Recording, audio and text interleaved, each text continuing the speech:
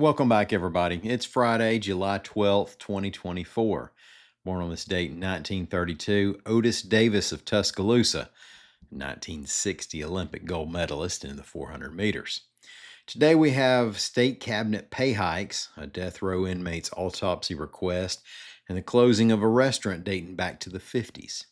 And we'll have our next victim take the news review quiz. My name's Ike Morgan, and we're down in Alabama.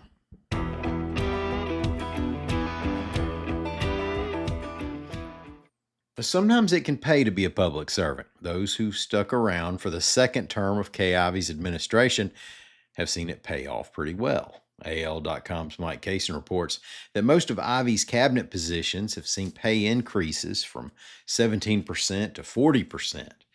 Ivey Communications Director Gina Mayola said it's standard practice for the governor's office to evaluate the salaries as a new term begins. According to the state's Open Alabama website, the administration's biggest jump in salary by percent came at the office of the Department of Corrections Commission. John Hamm makes $242,000 annually, which is 43% more than his predecessor received in 2021. Commerce Secretary Ellen McNair makes $239,784. That's 40% more than her predecessor made. At least 5 other cabinet positions saw increases of 39%. A Muslim civil rights group is voicing its support for a death row inmate's request for there to be no autopsy performed on his body after his execution, reports AL.com's Kent Falk. Keith Edmund Gavin is scheduled to be executed by lethal injection next week. He's filed suit to stop the usual autopsy, he said, in accordance with his Muslim faith. This week, the Council on American Islamic Relations urged Alabama officials in a statement to go along with Gavin's request. An Alabama Attorney General's office official has said that there's an effort to work something out. Gavin, in March 1988, was on parole for murder in Illinois when he killed William Clayton Jr., who had stopped at an ATM machine in downtown Center, Alabama, to withdraw money and take his wife out to dinner. Hazel's Nook in Gulf Shores is closing after 67 years in business, reports AL.com's Bob Carlton. Richard Schwartz has owned Hazel's Nook since 1980. He said an opportunity to sell came up, so at 82 years old, he took it. He said he's selling it to someone who will keep it a breakfast-lunch joint, but under a different name. Schwartz bought the establishment from Hazel herself, Hazel Scruggs. Now, if you're from the area or visit often, you almost certainly know Hazel's Nook. AL.com named it one of the top 10 breakfast spots in Alabama. Monday will be the restaurant's last day. Hey, we're going to take a break. When we come back, weather reporter Lee Morgan's going to take our review quiz.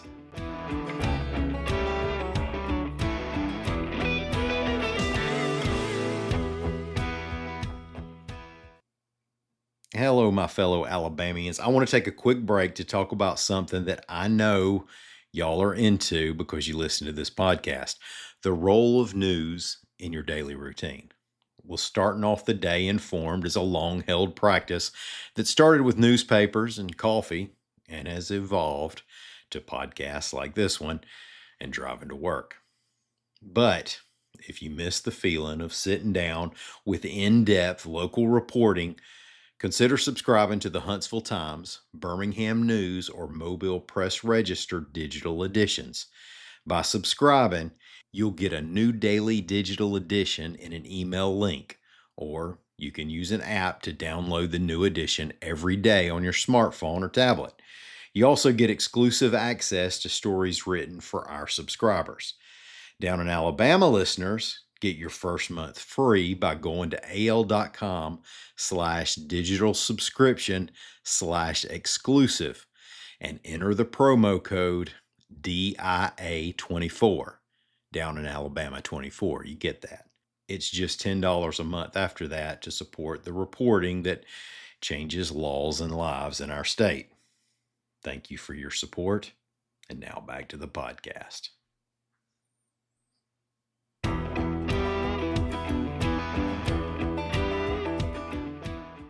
Thanks everybody for coming back. We have brought back the Friday quiz again this week, and I have someone who has bragged to me a few times that she would all ace it and that she would have aced any quiz that I've given so far. Is that right? You say you would have aced any quiz that I've given?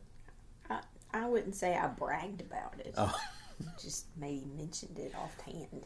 Well, last week Ivana, or not last week, the week before, last time we had the quiz, Ivana aced it. So that means I have, maybe ramped up the difficulty level on a couple of questions. Great. Because we can't have this. People start to talk if this thing gets too easy. Folks, I don't think I mentioned weather reporter Lee Morgan is with us. First, Lee, what can I look for this weekend? What are you going to do for us with the weather? Are there any good movies playing? Because you want to be inside this weekend, I'm thinking, because it's going to be hot. Tombstone is always playing on somebody's channel. That's true. It's going to be a hot July weekend. I mean, just like most July weekends are in Alabama. But the humidity is going to really go up. You'll feel it on Sunday, and then it's going to just continue all next week. And can y'all tell I'm just sick of it already? So yeah, it's going to be a hot weekend. Hope you have a pool nearby, or you know somebody or that likes you that has a pool. They kick me out of those neighborhoods, so I don't As have they access to a pool. As they But should. fall will be here before we know it. You'll get all sulky. Bow up for a few more weeks, enjoy No, summertime. it's like weekend. October, November, really, before true fall comes. You get that fake fall in October, maybe September if you're lucky, and then. And other thing I want to ask you. I didn't warn you about this, but I know that I believe that Colorado State was supposed to update their hurricane predictions. So just like, since I know you didn't bring your notes, did they change it much? It's not suddenly going to be a light hurricane season, is it? I wish. No, they made it worse. They upped their numbers a little bit about what they're expecting for the rest of the season. Now, we've already had 3 named storms, 2 tropical storms, and then Beryl. Who can forget Beryl? And they're expecting but there's nothing on the horizon right now, thank goodness. But they're expecting the rest of the season to be a doozy, unfortunately. Hey, are you ready to take a quiz? I guess, but I wanted to ask you, do you offer prizes for acing these quizzes? Because you really should. You know what? Our budget is so... our prize budget, should I say, is so low. We're talking about maybe a cookie. Or something chocolatey would be good. How about a handful of semi-sweet? You might get more people to come on here. Well, maybe so. And we've also talked about maybe doing, having guests on to take these quizzes and see how. You need to give them prizes too. Well, and that you see, you've already really raised the price of having guests come on. I mean, it's hard enough to get somebody to come talk to me for a few minutes. Well, if you give them a cookie, maybe they will. That's what I'm saying. Let's listen to me before you cost me any more money. Let's get on to question number 1. Okay. Hopefully, you've been paying attention to the news, I hope so too. Listening to Down in Alabama. Gosh. All right. It's a Friday, It's question number 1. A bill is making its way through Congress to give protection to an ancient fossilized underwater forest off the Alabama Gulf Coast. What type of tree I know it. is associated with the forest? Let me read them first. That's the rules, so that people can play along. What type of trees are associated with the forest? A, oak. B, cypress. C, redwood. Or D, crepe myrtle. B, cypress. I drew that out for effect. All right, that's the easiest one, by the way. So dramatic pause. Did you like that dramatic pause? I do like that. All right, moving on to question number 2. UAB plans. University of Alabama at Birmingham. I'm familiar. Plans to offer a master's degree. Ooh. You were that person in class. How did the meteorology department at Florida State, must have been infamous. UAB plans to offer a master's degree in the use of artificial intelligence in what field? A, banking. B, medicine. C, criminal justice. Or D, massage therapy. B, medicine.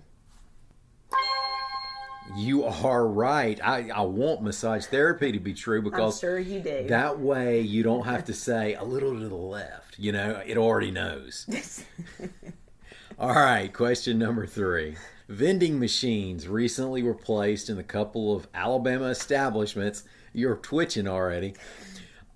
With more planned that dispense this product. A, air pistols. B, firearm ammunition. C, gun cleaning kits. Or D, candy cigarettes. Have you noticed a pattern here? All your answers are B. Did you do that on purpose? You're supposed to, when you start to get another B answer, you're supposed to start questioning yourself. No.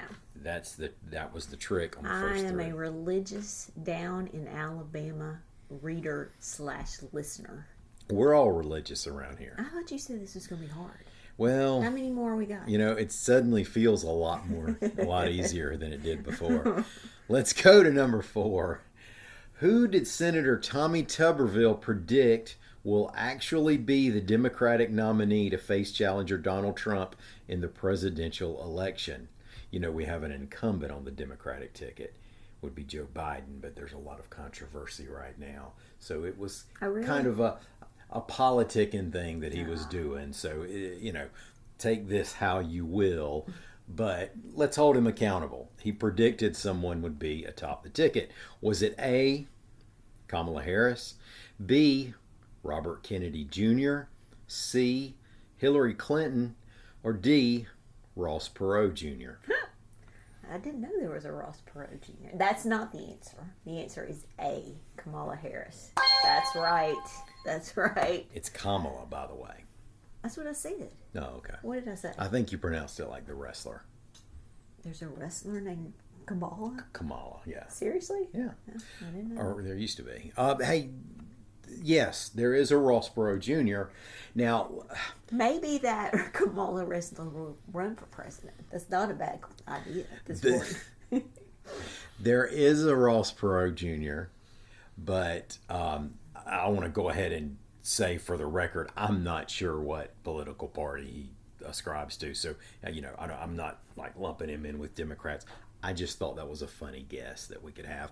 Because really, isn't this year the year that Ross Perot could have made his run? He was way before his time with the candidates that he ran against. All right. Now, number 5. You're 4 for 4 so far. So let's see if we can take you down. We get one more chance. Number 5. This better be good. Which Alabama employer had the most open online job ads in May? Oh. A, UAB Medicine. B, Huntsville Hospital. C, Walmart. D, Family Dollar. Oh, goodness gracious. I don't actually know the answer to this. I know some of those are on the list. So is Taco Bell. Wasn't Taco Bell on the list too? No hints. Hey, you're 4 for 4. You're on your own.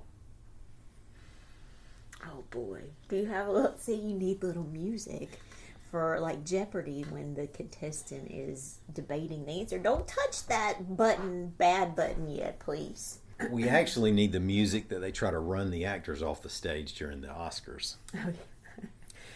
Oh my goodness. Oh, I'm going to blow it. I thought I was too confident. That's what you get. Hold on. Okay. I'm not sure this is correct, but I'm going to go. Oh, buddy. I'm going to go with. Wait, give me one more second. Give me one more second to think about it. UAB Medicine, Huntsville Hospital, Walmart, or Family Dollar? Oh, this could be wrong. UAB. Ah! UAB medicine was third on the list. And you know what? If you combined the university and the hospital, I don't have the numbers in front of me, but it would have been really close, or more than any other. Well, why didn't we do that? But we We didn't. should have But done that. because it is UAB medicine that's third on the list. Walmart is number one on the list. There are a lot of Walmarts in Alabama, if you notice. I'm surprised Dollar General's not on the list. Thanks for playing. Congratulations on the first 4 questions. You should give your contestants a consolation prize too if they don't Also, win. also some chocolate, I'm sure. I think I deserve some after this. All right. Well, thanks everybody for putting up with us. I know we get silly on a Friday. We'll see you bright and early Monday if you are able to come back. Until then, come by and see us anytime you want to. We're open 24 hours a day and 7 days a week on the World Wide Web at al.com.